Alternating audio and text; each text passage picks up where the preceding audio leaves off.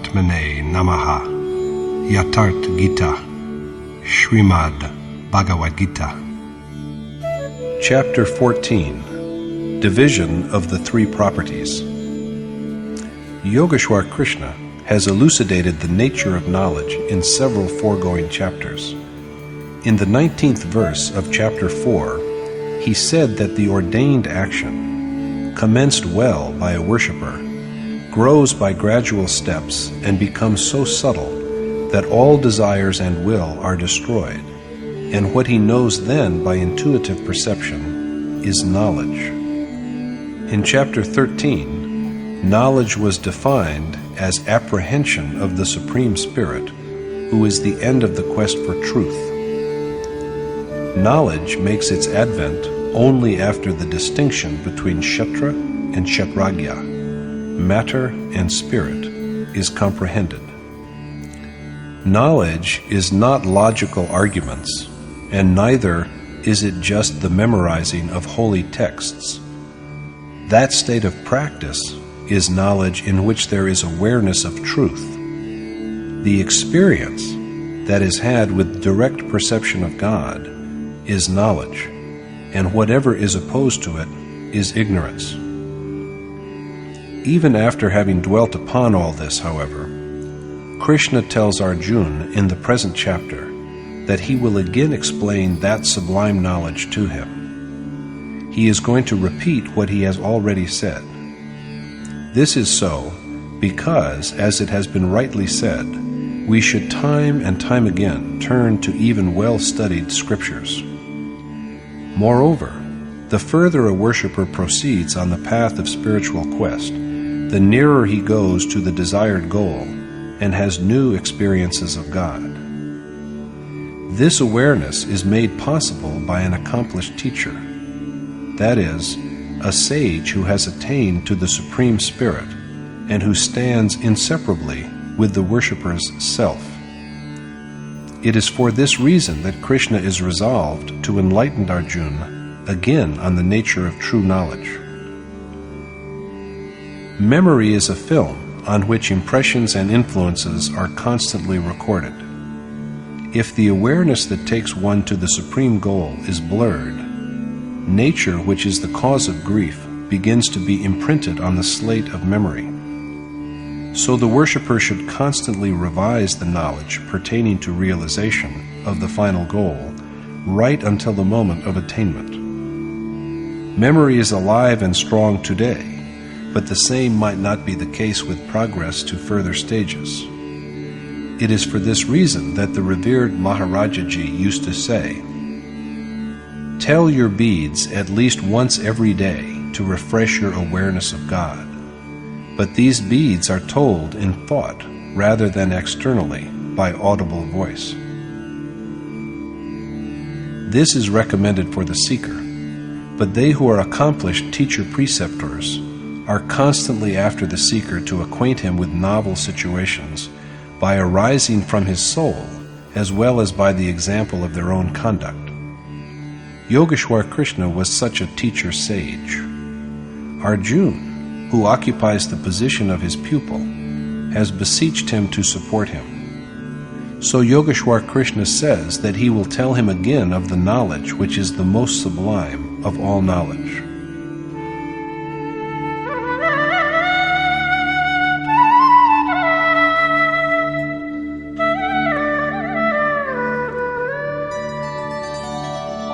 Param bhuyah pravakshami Jnananam jnanamuttamam Yajñātvā munayah sarve Param siddhimito gataः. The Lord said to Arjuna, "I shall recount to you again that supreme knowledge which is the noblest of all knowledge, and, having possessed which, sages have escaped from worldly bondage to achieve the ultimate perfection. This is the knowledge, after acquiring which, nothing else remains to be sought for." idam jnanamupashritya mama sadharmyamagataः sargepi nopajayante pralaye navyathanti cha. They who have achieved my state by seeking shelter in this knowledge are neither born at the beginning of creation nor alarmed in the event of doom. They who are close to this knowledge and have taken refuge in it by attaining to Krishna's state through treading the path of action are neither born nor frightened by the prospect of death, because the physical entity of the sage ceases to be at the very moment when he attains to the state of the Supreme Spirit. His body is thereafter a mere dwelling. Now, which is that point up to which men are reborn? This is the question Krishna takes up next.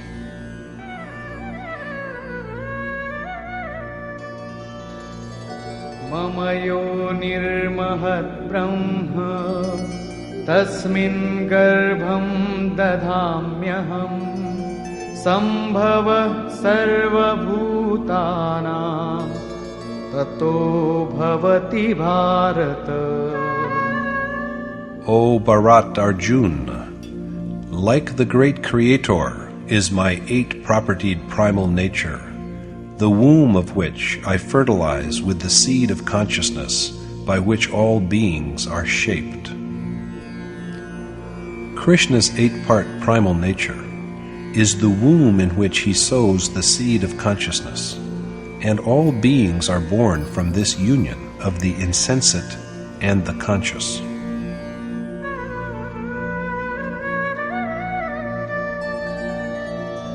Sarvayonishu kaunteya murtaya sambhavanti yah tasam brahma mahadyoni aham bija pradah pita.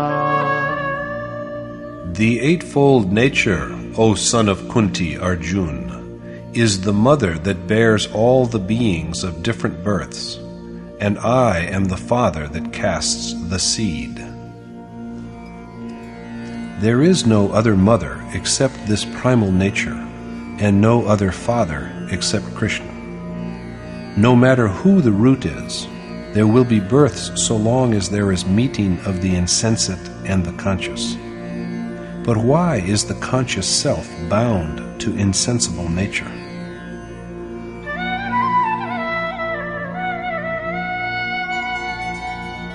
Sattvam rajastama iti guna prakriti sambhava nibadhanti mahabaho dehe dehi namo vyayam. The three nature-born properties, sattva, rajas, and tamas, O the mighty-armed Arjuna, bind the imperishable self to the body. The following verse throws light upon how this is effected. Tatra sattvam nirmalatvat prakashakamanāmayam sukha sangena badhnāti jnana sangena chanakha. Of the three properties, O the sinless Arjuna, the purifying and enlightening sattva binds one to the desire for joy and knowledge. The virtuous property sattva binds the self to the body with attachment to joy and knowledge. So sattva too is a bondage. As we have already seen, happiness lies in God, and the intuitive perception of that Supreme Spirit is knowledge. The man who is endowed with the property of sattva is bound only so long as he does not apprehend God.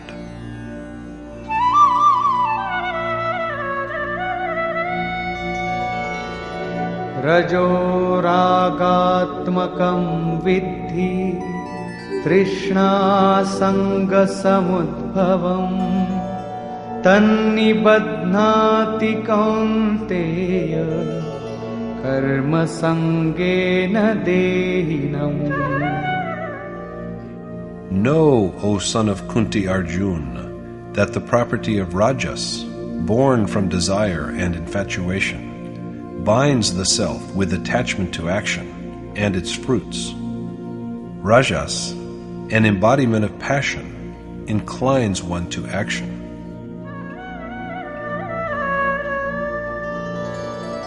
तमस्त्वं ज्ञानजं विद्धि मोहनं सर्वदेहिनां प्रमादालस्य निद्राभिः तन्निबध्नाति Bharat.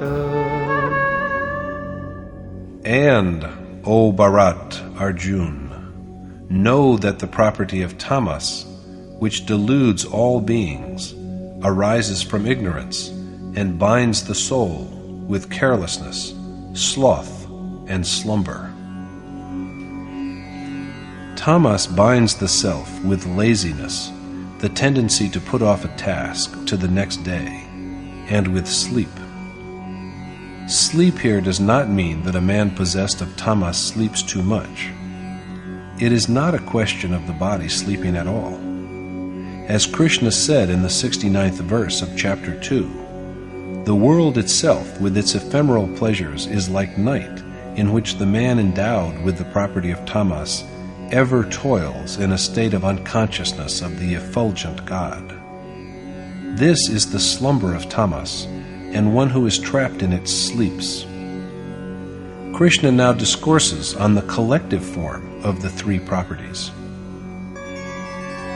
Sattvam sukhe sanjayati rajah karmani bharata jnanamavritya tu tamah pramade sanjayatyuta. Whereas the property of sattva motivates one to joy, rajas prompts to action, and tamas veils knowledge and drives one to carelessness. While sattva leads one to ultimate bliss, and rajas to action, tamas tempts the mind and heart to futile endeavors. However, when the properties are confined to one place and to one heart, how are they divided from each other? According to Krishna,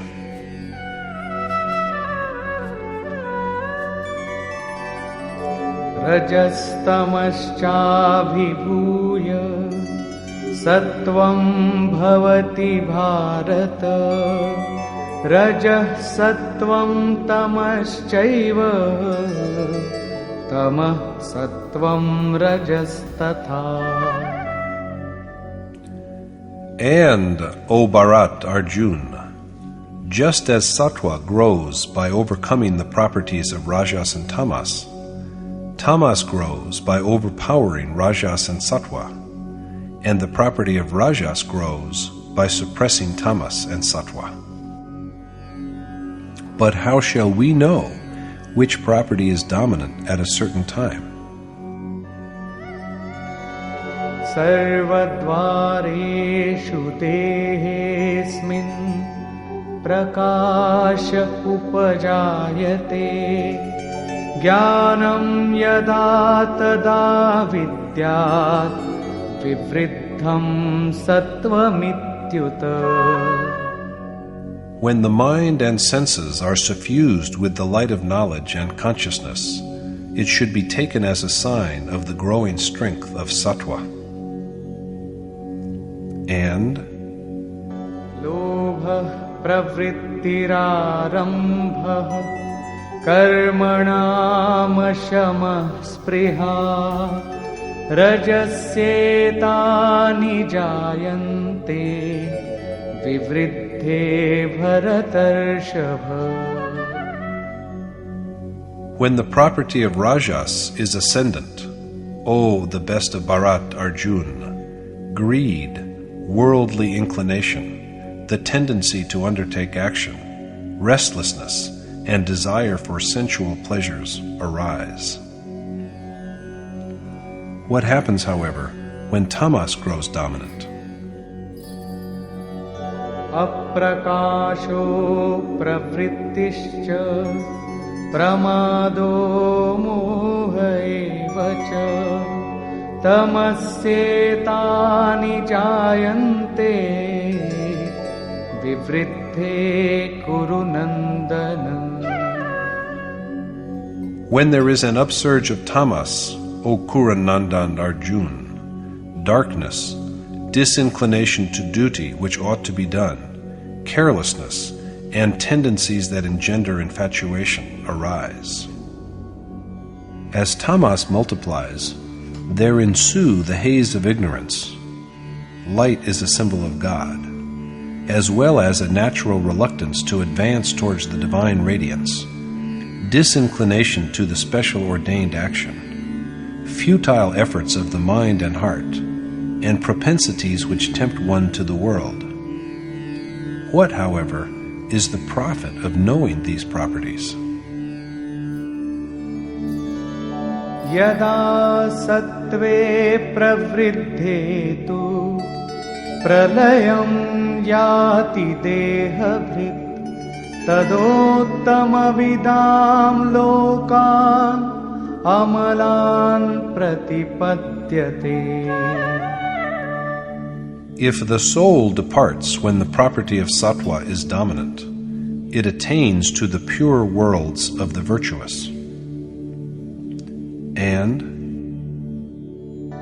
Rajasi pralayam gatva karma sangishu jayate tatha praleenastamasi mudhayonishu jayate.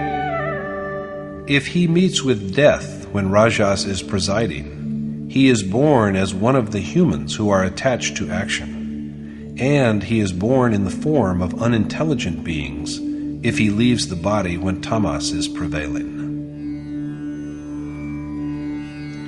So of all properties, man should be endowed with sattva. The bank of nature refunds the earned merits even after death. Now, let us see its consequence. Karmana sukritasyahu satvikam nirmalam phalam rajasastu phalam dukkham ajnanam tamasah phalam.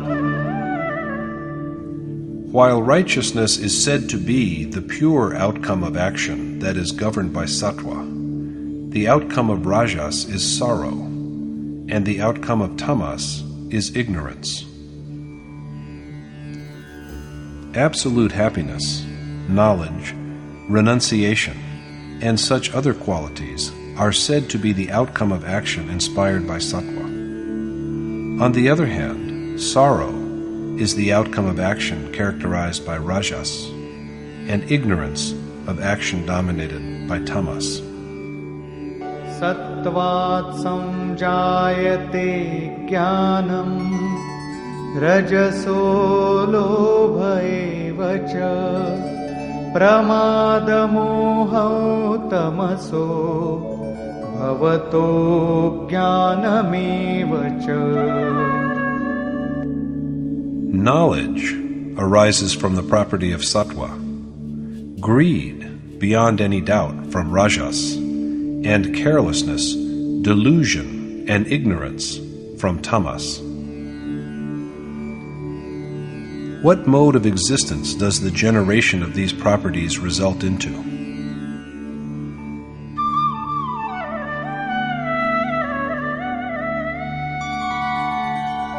Urdhvam gachanti sattvastha madhye tishtanti rajasa jaganya guna vrittistha adho gachanti tamasa.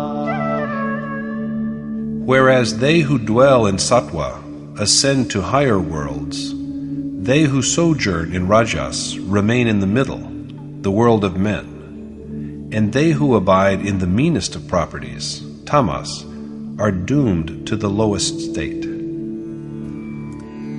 The current of life that is founded on sattva flows towards the transcendental, primal God, and the man with such a life attains to purer worlds. Souls who are dominated by rajas end up as common mortals. Lacking in discernment and renunciation, although they do not transmigrate into lower forms of life, they have to undergo rebirth. Ignorant and immoral men who are ruled by the rightly maligned tamas are reborn in the lowest forms. Thus, the consequence of all the three properties is some kind of birth or the other. Only they who go beyond these properties are freed from the shackle of rebirth, and they alone realize Krishna's sublime state.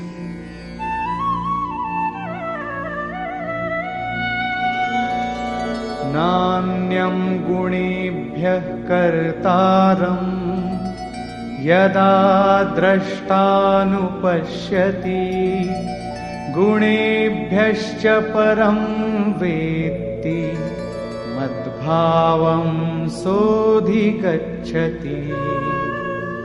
When the soul, that is a mere witness, does not see anyone besides the three properties as doer, and when he knows the essence of the Supreme Spirit, who is beyond those properties, he attains to my state. The assumption that the three properties only duplicate themselves is not based on true knowledge. The process of accomplishment at last leads to the state in which, after the perception of God, no other agent except the three properties is visible, and in such a state, a man goes beyond them. What Krishna has to say about this next is a proof that this is not just a flight of fancy. Gunanetanatītyatrin dehi deha samudbhavan janma mrityu jara dukkhair vimukto mritamashnute. Transcending the properties that are the germ of the gross corporal body, and liberated from the miseries of birth, death, and old age, the soul achieves the ultimate bliss. After a man is liberated from the three properties, his soul tastes the nectar of immortality. Thereupon, Arjuna puts another question to Krishna.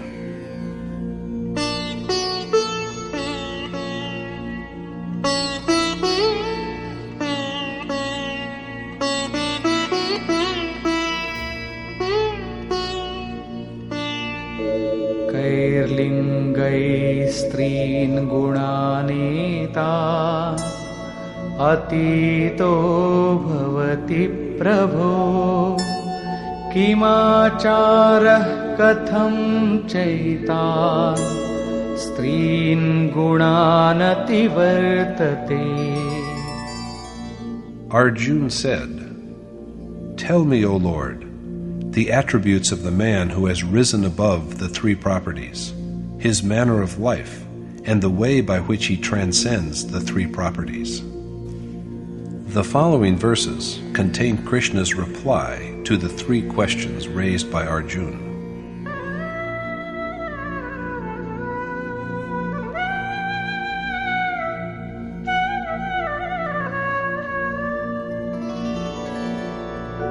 Prakashan cha pravrittin cha mohameva cha pandava na dveshti sampravrittani na nivrittani kankshati. The Lord said, "The man, O Pandav Arjuna, who neither abhors radiance, inclination to action, and attachment that are generated respectively by the operations of sattva, rajas, and tamas, when he is involved in them, nor aspires for them when he is liberated. Udasina vadasino gunairyo na vichalyate gunavartanta ityeva yo vatishtati nengate. And who, like a dispassionate onlooker, is unmoved by the properties, and is steady and unshaken by dint of his realization that these properties of nature but abide in themselves.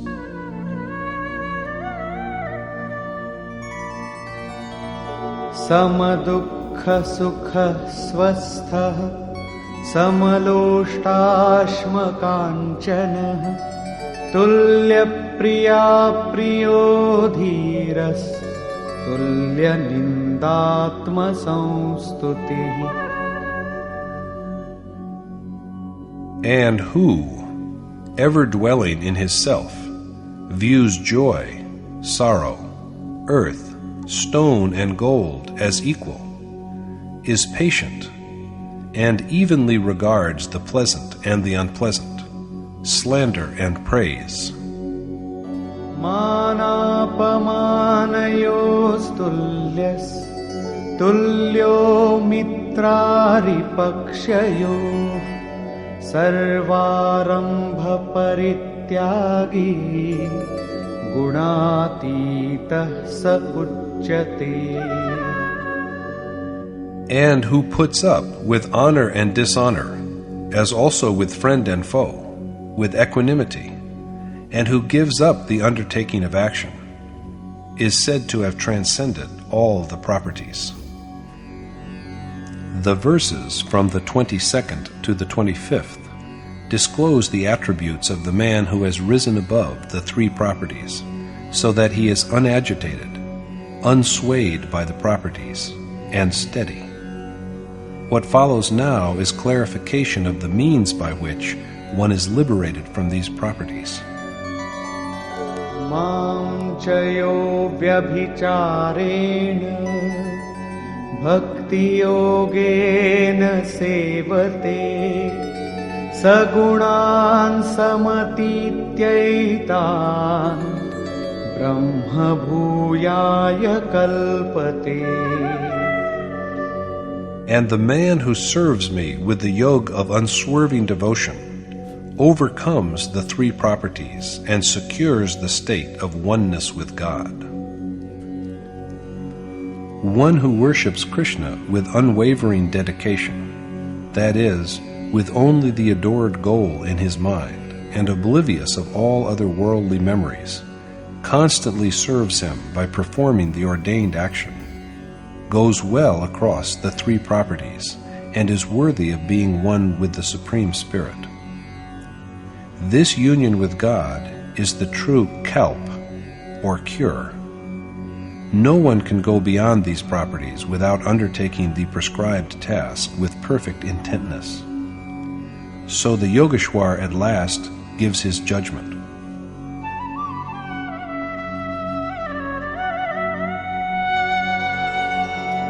Brahmano hi pratishthaham amritasya vyayasya cha shashvatasya cha dharmasya sukhasya ekantikasya cha. For I am the one in which the eternal God, immortal life, the imperishable Dharma, and the ultimate bliss all abide. Krishna is the dwelling of immortal God, through a single-minded access to whom the seeker is cured of all worldly maladies. Also, the dwelling of everlasting life, of eternal Dharma, and of the unblemished pure joy of attaining to the supreme goal. In other words, a God-oriented saint is the abode of all this bliss. Such a sage was Krishna, a yogi. So if we are seeking for the ineffable, indestructible God, the eternal Dharma, and the pure ultimate bliss, we have to take refuge in some great soul that dwells in the incommunicable essence. Only such a sage can enable a devotee to achieve what he is questing for. Conclusion. Yogeshwar Krishna has told Arjuna at the beginning of this chapter that he will again acquaint him with that knowledge which is the most sublime of all knowledge, and after knowing which sages achieve identity with him and do not have to undergo rebirth at the outset of creation. They are also not grieved over the inevitable demise of the body. They, in fact, discard the body on the very day on which they achieve self-realization. Accomplishment is made in the course of physical life, but even the prospect of death does not affect them. Dwelling upon the nature of that from which they are liberated, Krishna has pointed out that the eightfold primal nature is the mother who conceives, whereas he is the life-giving father. Besides them, there is no other mother or father. Although there may well appear some mother and father, so long as the relationship of nature, Prakriti, and soul, Purush, the relationship of passive matter and the active male principle, endures. In truth, nature is mother and Krishna is father. The nature-born properties of sattva, rajas, and tamas bind the soul to the body. One of these properties grows by suppressing the other two. These properties are changeable. Nature is without end and cannot be destroyed, but the consequences of its properties can be avoided. These properties influence the mind. When sattva is plentiful, the consequence is divine effulgence and the power of perception. Rajas, characterized by passion, results in temptation to action and in infatuation.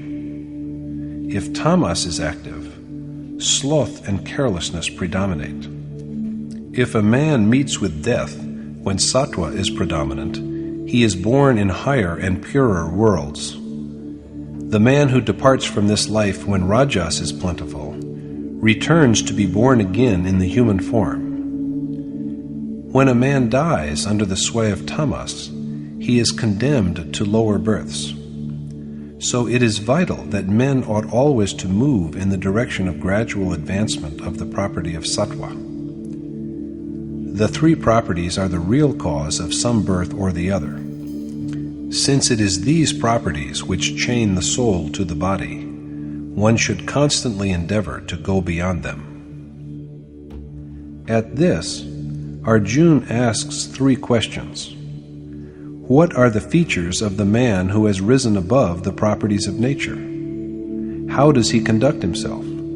And what is the way of transcending the three properties? Replying to the queries, after elaborating the attributes and mode of action of the man who has liberated himself from these properties, Yogeshwar Krishna at last points out the way by which one may free oneself from these properties, by saying that the man who worships him with unshaken reverence and yoga succeeds in getting beyond them. Only through accomplishment of the ordained action and through unswerving dedication can a man go beyond the properties of nature and be worthy of the ultimate good by being one with God and attaining kelp. No sooner is there dissolution of the mind which bears impressions of the properties than there is union with God. This is the true remedy for all worldly ills. At the end, Yogeshwar Krishna affirms that he is the abode of that God with whom the man transcending the three properties is united, of the stuff of immortality, of the eternal Dharma, and of the undisturbed sentiment of bliss. Thus revealing himself as the shelter of all, Yogeshwar Krishna concludes chapter 14 with a detailed account of the three properties of nature. thus concludes chapter 14 in the Upanishad of the Srimad Bhagavad Gita on the knowledge of the Supreme Spirit, the discipline of yoga, and the dialogue between Krishna and Arjuna entitled Gunatraya Vibhaag Yoga, or Division of the Three Properties. Thus concludes Swami Adgaranand's exposition of the 14th chapter of the Srimad Bhagavad Gita in Yatharth Gita. Hare Om Tat Sat.